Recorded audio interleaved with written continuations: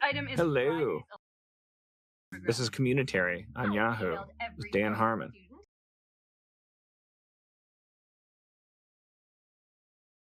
So I assume this is the Honda episode, correct? Yeah. Sometimes Britta's hair is straight, and I don't know when those choices get made. I don't think she looks bad with straight hair, but I will say it's never my choice.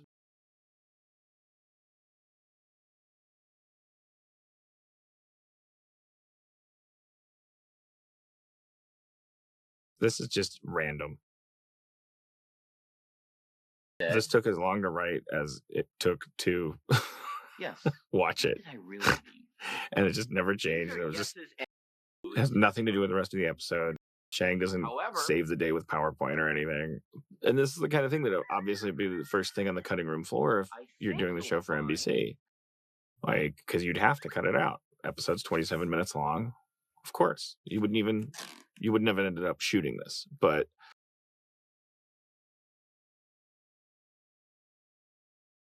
who wouldn't have wanted this to exist? It's a treasure.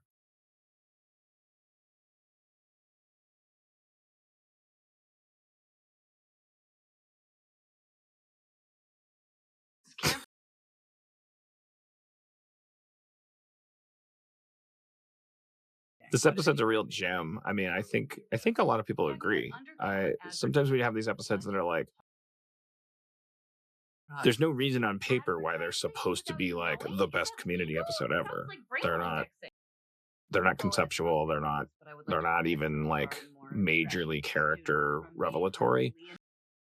They're just nice little candies in a big complicated basket. It's just like sometimes you just pop one of these babies in your mouth and it just tastes good and it works.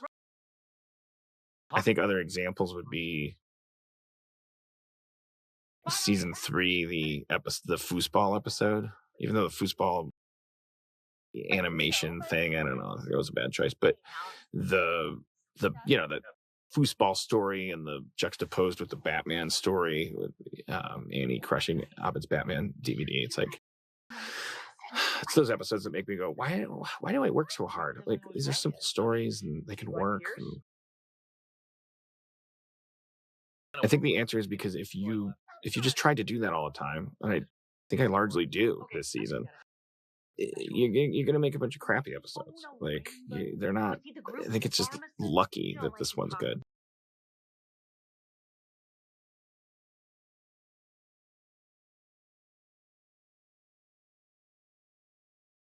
Oh man. Okay, so all right. Yes. This is, yes. So it was kettle drums in the script. This is a major example of why you need to write your scripts faster and get them to production earlier. It wasn't until post-production that we found out that kettle drums are not those Caribbean like things. Those are steel drums. I always called those things kettle drums. I wrote that in the script. The actors performed those words. Kettle drums. So embarrassing. And then we're in the edit bay. And it's like, wait, do you want these kind of drums? These like timpani drums? And talking about the drum thing, no, those are, oh God, they said the wrong word and we are done shooting and we can't pick anything up. And we have no choice. We have to ADR them saying steel drums. It's so dumb. It's so obvious that they're saying something else. And I got so many tweets and everyone was talking about it. It's because it's so dumb looking and so terrible. It just throws you. It's really embarrassing.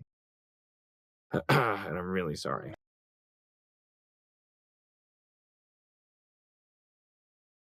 Travis Schultz, he's awesome.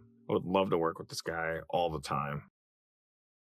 He's really humble and cool and professional and can land every joke, and obviously a dreamboat on the eyes for the ladies and for me. Um, really like this relationship. I don't know, it's not a deep thing. It's not but it's I like it. It's obviously you can't take it that seriously because he's like this non-person, but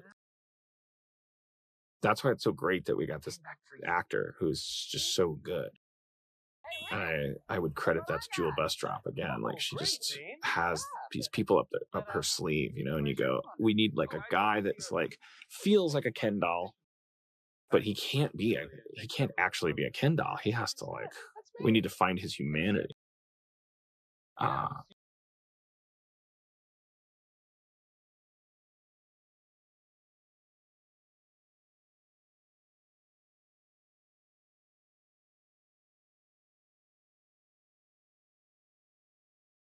I love that he said Dean when he had that.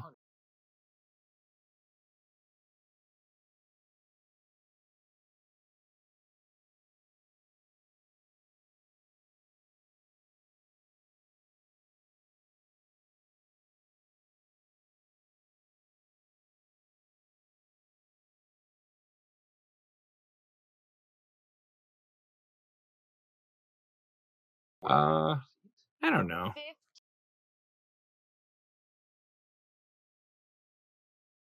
I don't have anything to say. Honda was amazing. I'll talk more about them in another Honda scene. Coming up in this scene, you're about to see this handshake that Allison and Danny have been working on, and that's just a reality.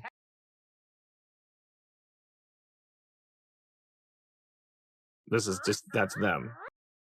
They decided that was they were workshopping new handshakes, and that is the one that they arrived at, and so we put it in. Or rather, I wouldn't say I put it in. They performed it. I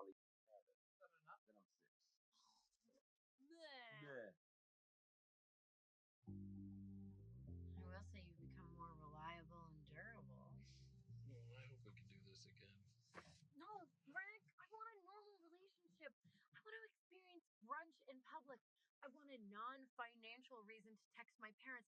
I want to tell another person how to dress. We can have a relationship. We just have to follow a few simple rules. Rick? Are you in there? You have to hide. The windows are fogged over. Are you napping heavily? I can't hide forever. No, but you can hide in comfort. There's 35.2 cubic feet of cargo space back here.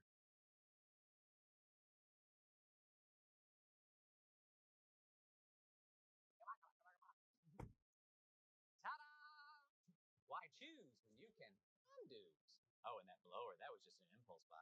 Wow, Dean, one vehicle's enough for one person. I guess I know that in my head, but I can't shake this fear of losing even one small part of what Honda has to offer. My God. You're level 7 susceptible. For what? Nothing. Nothing. Look, Rick, whatever that is, you can tell me. I'm on board.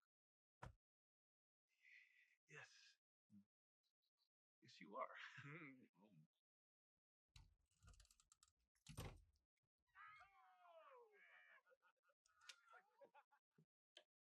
Am I found enough? Yes. So far, we've been really fortunate to have relationships with these corporations that they get it. Like they understand if they can relax a little bit, they're going to walk away ultimately with some of the best advertising that the money can buy.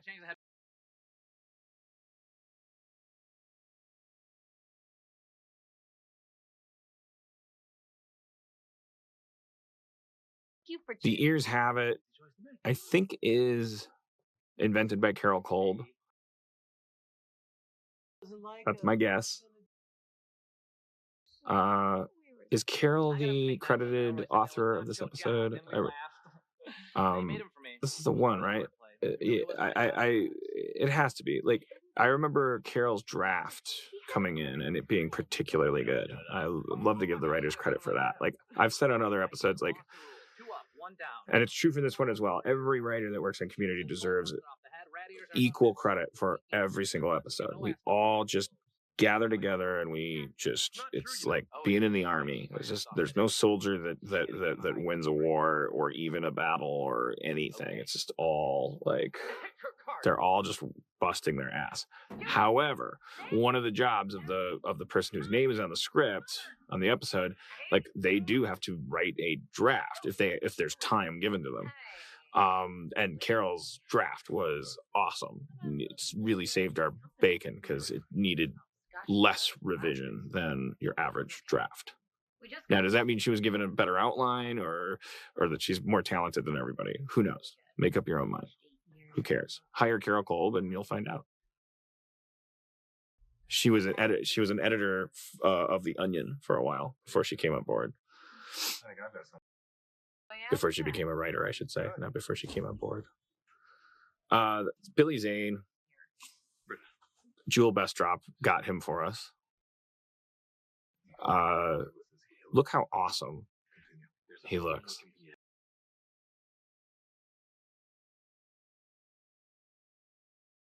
He was at the wrap party and he was already shaved and like on his way to do a different gig, like a different movie that didn't allow the beard and all that stuff. But I just, man, this is a good look for him. And he's a really good performer. I really like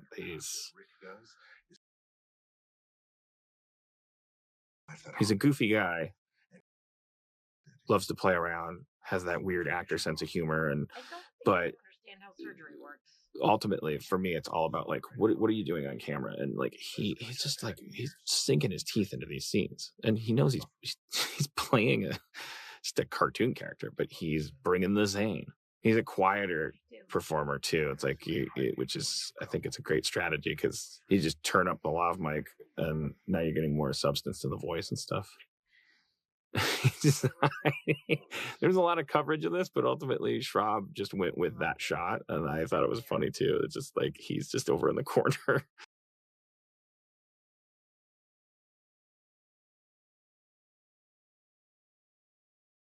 Hi, Todd. Hey, guys. We could have cut to a close-up or a different shot of that revealing that he's hiding behind the table, but it's just funny that him peeking up.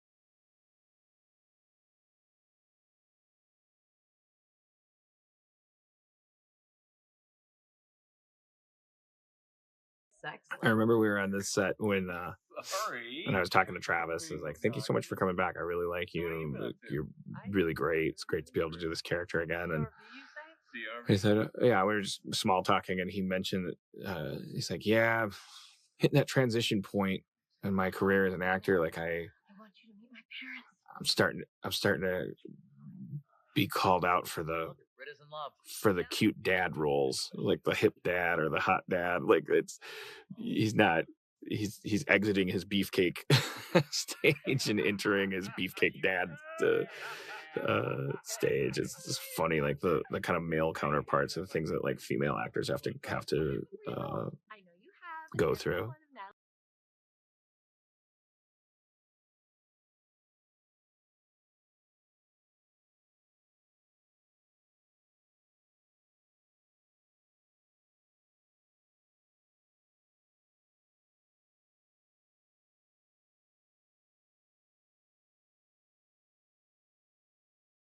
If you write in the script that Elroy laughs, then you get this amazing Keith David like energy.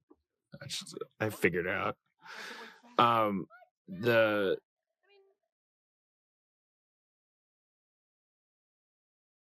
Those songs, whenever there's like a list of song titles like that, that's just the writer's room. Just, they generate a list of like 50.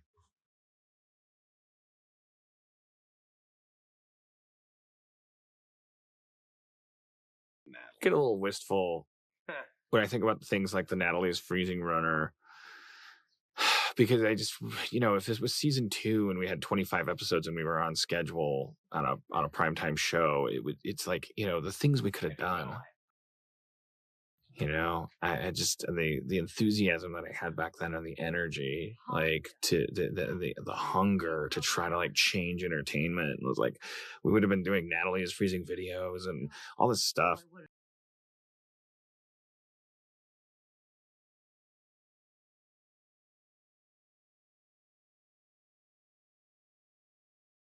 I can't reward them with the same amount of enthusiasm that I would have had back then when I was being abused. This is like seems like a crime to me.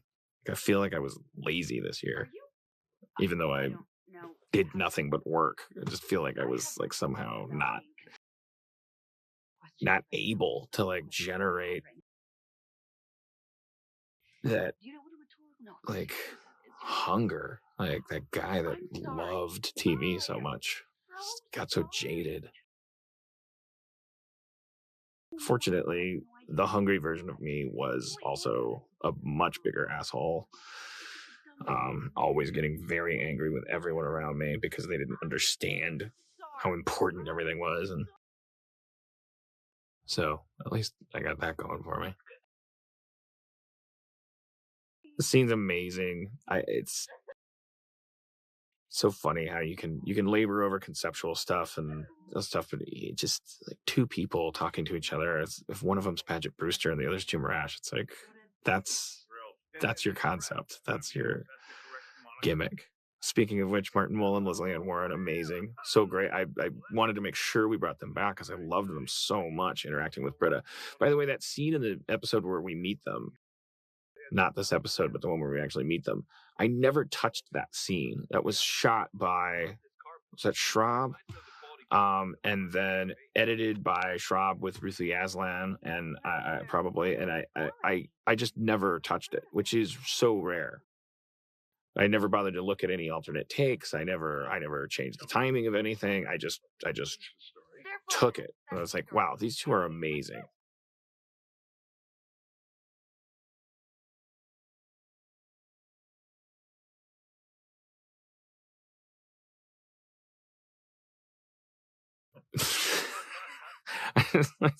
I just love Britta interacting with them. This is me and my parents. It's so satisfying to get to start to express this stuff. I guess that's part of getting older, is that I'm entertained by dumber, more boring things like my relationship with my parents.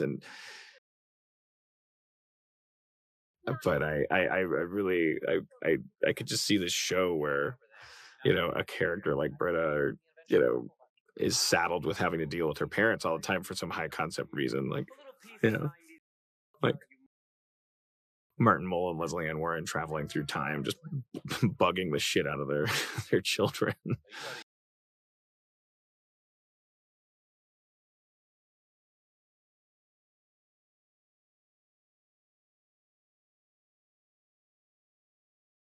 I really like this story, but it's very astructural. It's just that's a nice thing. You just heard me finish beating myself up about all this stuff, but I did accomplish like something that I wanted to, which is like the stories they're a little less predictable structurally. Like you don't really know what you're watching. You don't really know why. Like, what is their point? It's a story that's going to end with Jeff learning once again that he's too shallow and needs to be deeper. It's not. No, it just sort of. It's got a semicircular trajectory, but then it can kind of whiz off and turn into a different firework. And the show needed that in order to survive. And I watch other shows and they're not nearly as like pedantic about structure and stuff, and they win Emmys and stuff, and they don't, because when people watch TV, they like the actors and they like the jokes and they like the scenes. They don't necessarily go, wow, what a perfectly circular story you drew.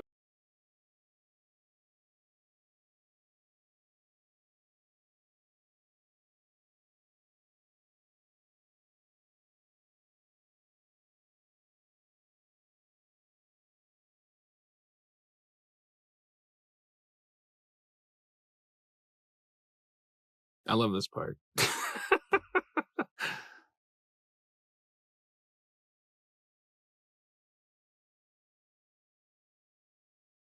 Very proud of this scene too. Again, I was talking earlier about the structural asymmetry of this episode. It's like, and again, like never in a million years could this scene exist in a 21-minute, 14-second format.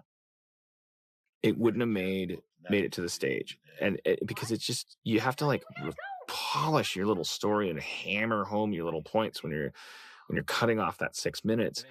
But now we have a natural sitcom length, and therefore we can just have these scenes. Like, these stories are culminating here, but it's not entirely necessary. It's certainly not necessary for these two to do this this drawbridge thing.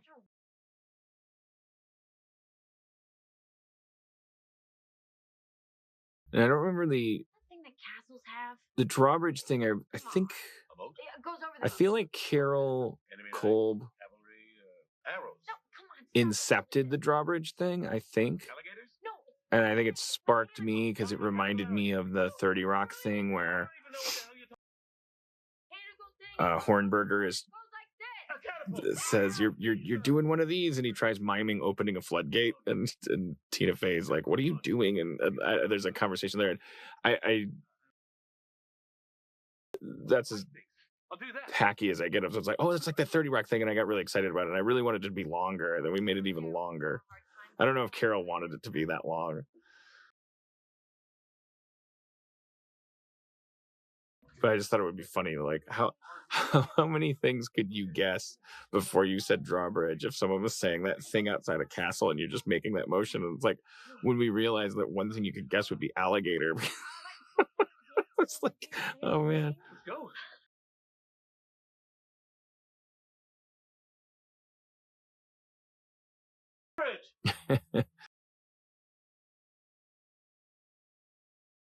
I really love Elroy in this scene.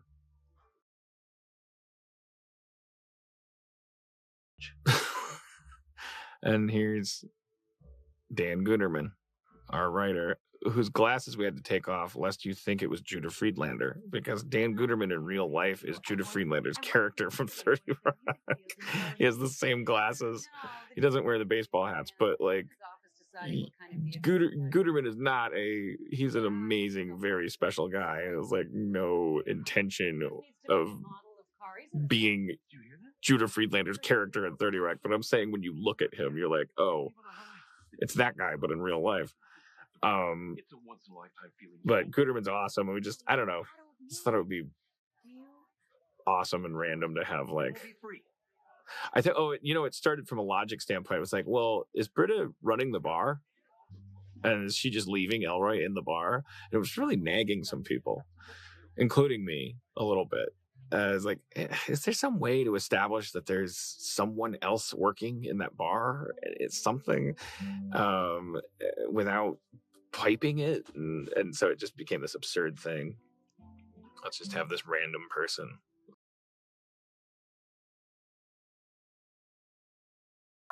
This is Lisa Loeb. I was babbling about other stuff over her entrance earlier, but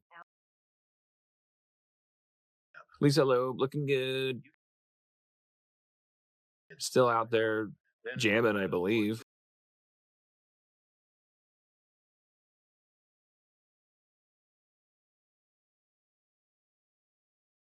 Awesome of her to come in and be Natalie. Fine. Totally got it. I can't remember. I mean, we initially said, I think she said, do you want the glasses or no glasses? Like, Lisa Loeb is even more so than Drew Carey, like kind of fused to her glasses as an icon.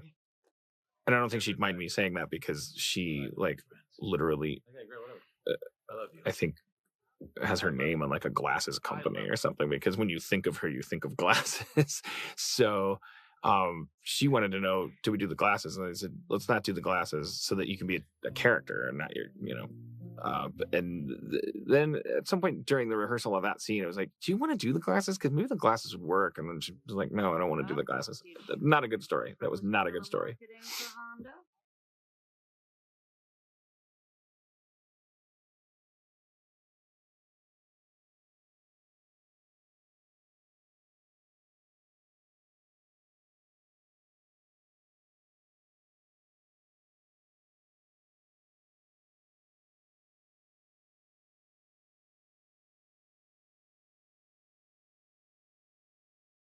I mean, imagine the fun you can have if Billy Zane was just on your show. I had nothing to do with it. The 2015 Honda CR-V sells itself. That's why it's this year's Motor Trend Sport Utility of the Year. When you do a joke like that, you have to it has to be accurate.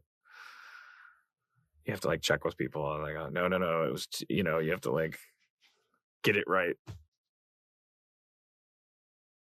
Oh my! Where did he This concept that he disappears, but is no good at disappearing. I want to say that was something that Billy and Schraub came up with on the set. I can't remember how much of that was in the script.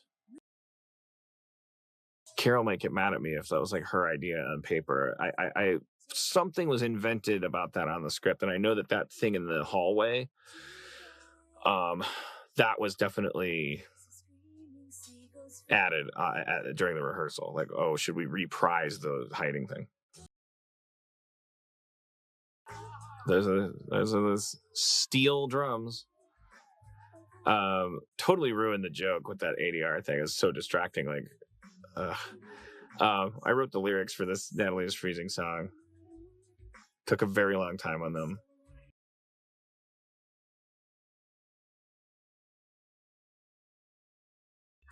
And sometimes you just end your show with this crap. If you don't have an ending, just do this stuff.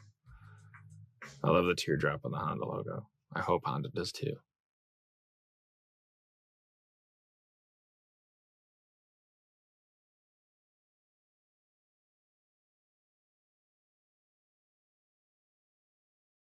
Based on very real life experience, playing catchphrase with my parents is one of the most infuriating things.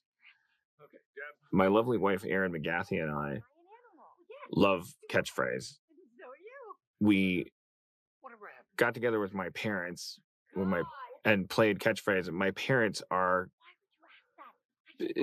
their brains have fused, have run together like pudding because they've been together so long. So they just, if they're on the same team in catchphrase, one of them says a random word and the other one immediately guesses the thing. It's like they're psychic because they've been together so long, and they don't deserve it because they're not. It just makes you so mad. And I just would say the most horrible things to my mom because I was so angry. But what I like about these characters is that they're not. It's an opportunity for me to vent my frustrations about my baby boomer parents, but also they're in the right about a lot of stuff. They're nailing it.